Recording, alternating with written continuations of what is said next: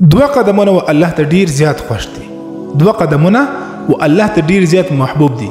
په حدیث شریف کې راځي. نو تاسو ټول صدا خواست کوم چې دغه ویډیو مخ ته ضرور در سره شیر کړئ. دغه یو حدیث دی، دغه یو نصیحت دی. که چیرې ستاسې د وجې پر دې باندې یو کس عمل وکړي، تاسې هم په دې ثواب کې ورسره شریک یاست، تاسې ته هم الله اجر درکوي. نو حدیث شریف کې راځي چې دوه قدمونه و الله ته ډیر زیات خوښ دي. یو هغه قدم چې هغه د لمانځه دپاره انسان واخلي، د جومات دپاره انسان ولاړ سي، چې د جومات دپاره مسجد ته چې کم انسان ځي، پر هر قدم باندې الله 10 نیکیانې ورکوي، 10 ګناه ور معاف کوي او 10 درجې ور بلندوي.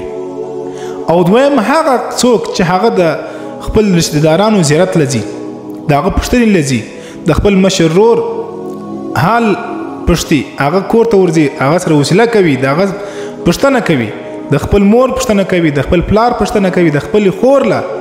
الله اکبر. دا خور لنې چې دی دا ډېرې په زړه باندې ځورېدلې وي، او دا ډېر یو څوک هم دغه نه لري سوای د ورونو.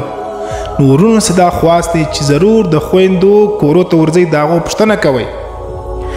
دا کم قدم چې تاسې اخلئ، دغه هر قدم الله ته ډېر زیات محبوب دی، پر دې کې ډېر زیاتې غټې ګټې دي.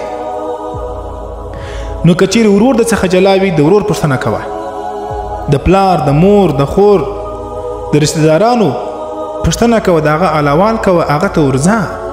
په دې سره وسیله زیاتېږي، په دې سره الله ته اجر درکوي. دغه ویډیو د ثواب په خاطر باندې مخ ته ضرور در سره شیر کړئ.